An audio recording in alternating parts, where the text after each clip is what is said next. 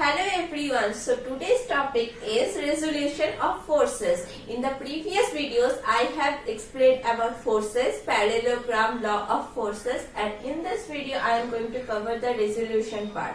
So don't forget to subscribe my channel to get the latest updates and more videos related to mechanics, strength of materials and structural analysis RCC. And without any delay, let's get started. So firstly, we need to know what the resolution of forces is.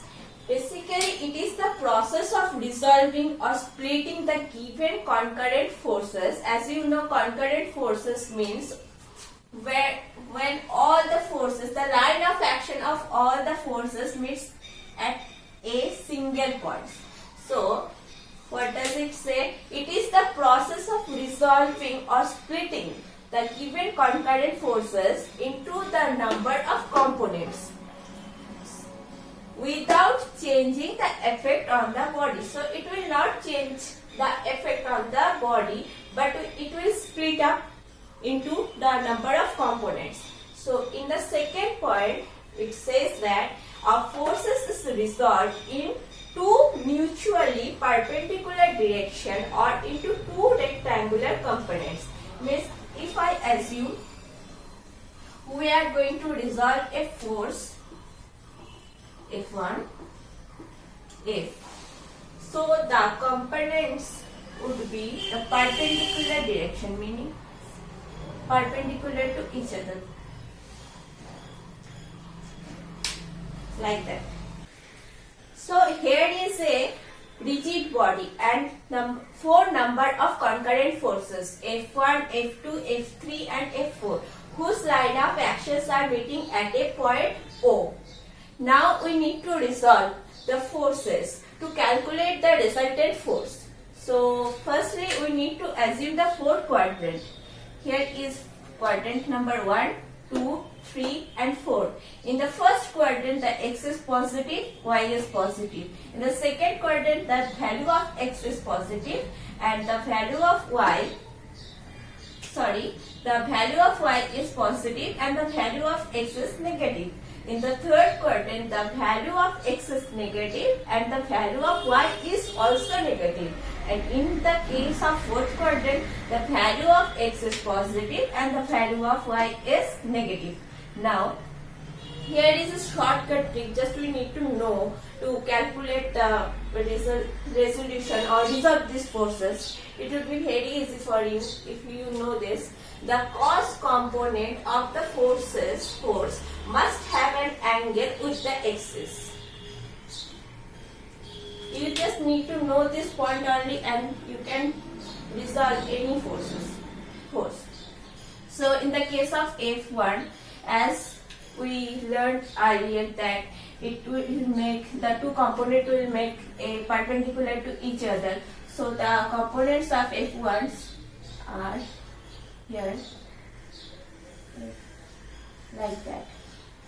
And the F1 makes an angle θ1 with the x-axis. So the cos component of the F1 force will be here. F1 cos θ. And it is F1 sin θ. For the force F2, it makes an angle θ2 with the y-axis, y positive y-axis. So the component would be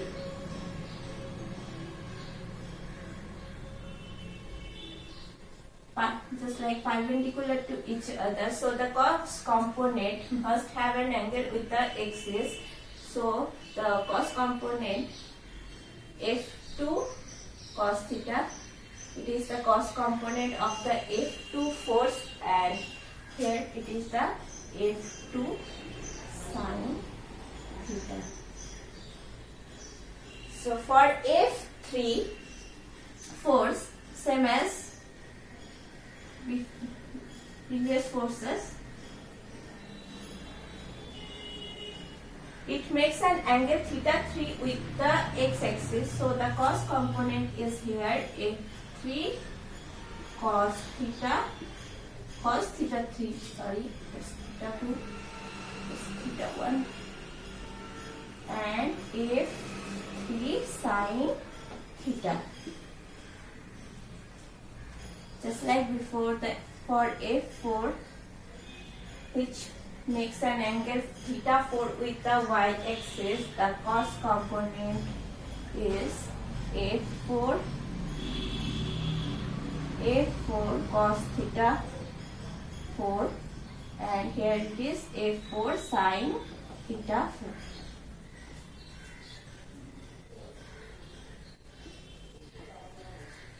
So here I am taking an example of resolution of forces. Here by solving this I am going to explain the procedure and steps which you need to follow to find out the resolution of forces and resultant of forces. So what does it say? Four forces acting on a bolt at a point A as shown in the figure.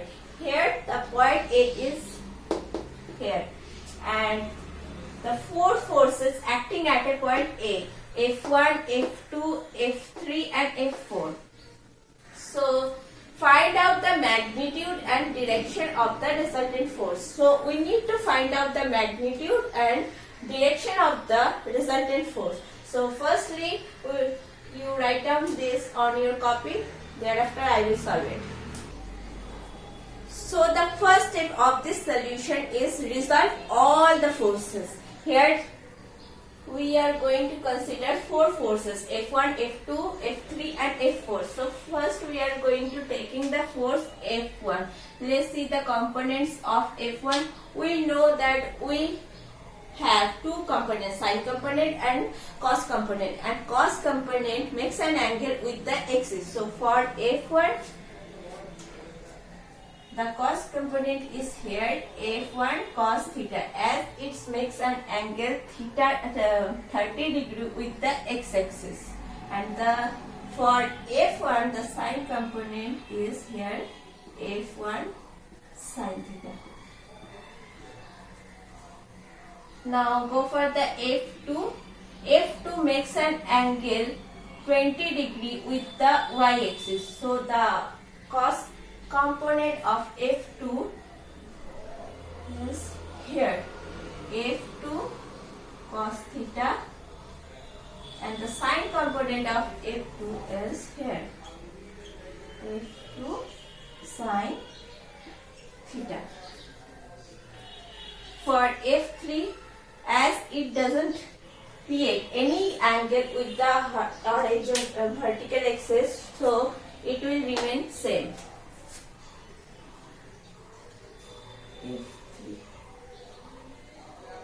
F3, and now go for the F4. F4 makes an angle 15 degree with the positive x-axis. So the cos component of F4 is here F4 cos theta. We will put the value of F forces and the theta later, and here is F4 sin theta. So in the step number 2, we need to calculate the sum of all horizontal forces. So let's see, the horizontal forces are here. The horizontal forces are F1, F2 and F4. For rightward direction we are taking positive, and for leftward direction we are taking negative. So first is F1 cos theta, and it's going rightward, so it's positive. Then it comes the F4 cos 15 degree. It is also going rightward direction, so it also positive. And the last horizontal force is F3 sin 20 degree, which is going leftward direction, so I will take it as negative. Now calculate it yourself and find out the sum of all horizontal forces. So here is step number 3. In this step we are going to calculate the sum of all vertical forces, just like the previous one. So let's start. So all the vertical forces we can see here, the vertical forces are F2 cos 20 degree, F1 sin 30 degree, F4 sin 15 degree and F3. So F2 here I am going to take upward direction positive and downward direction negative. F2 cos 20 degree. It is going upward, so I am taking it as positive force. F1 sin 30 degree. It's also going upward, so it is positive. F4 and F3 both are going downward, so I am considering it as the negative force and calculate it. So the value of sum of all vertical forces is here.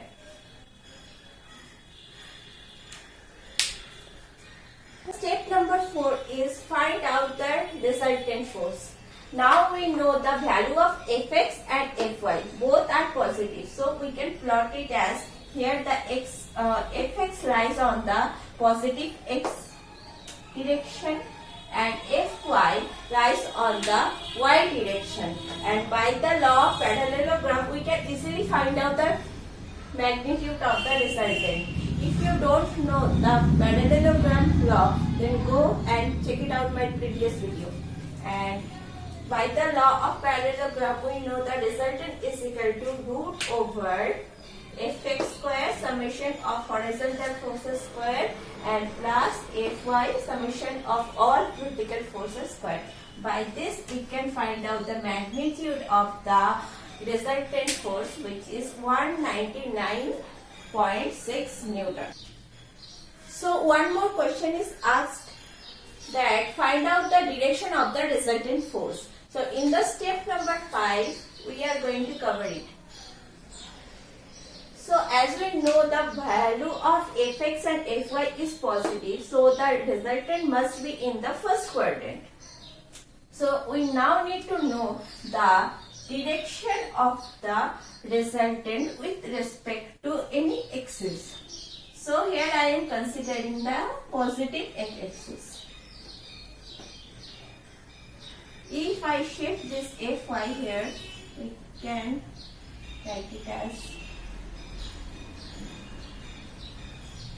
here it is Fy and it is x as well, and it makes an angle with the axis is theta. So by this triangle,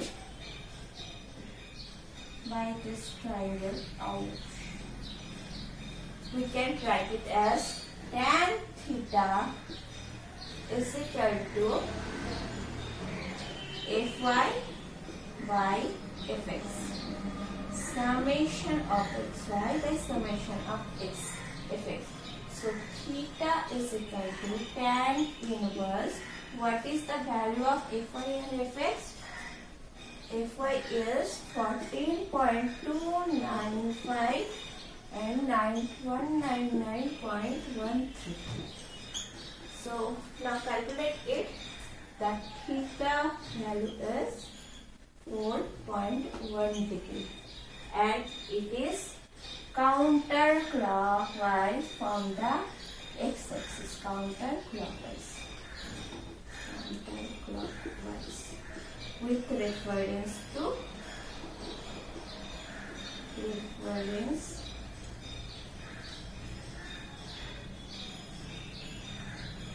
x positive x-axis.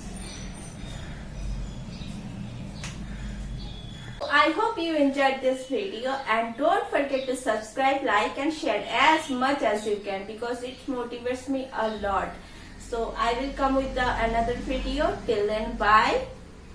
See you soon.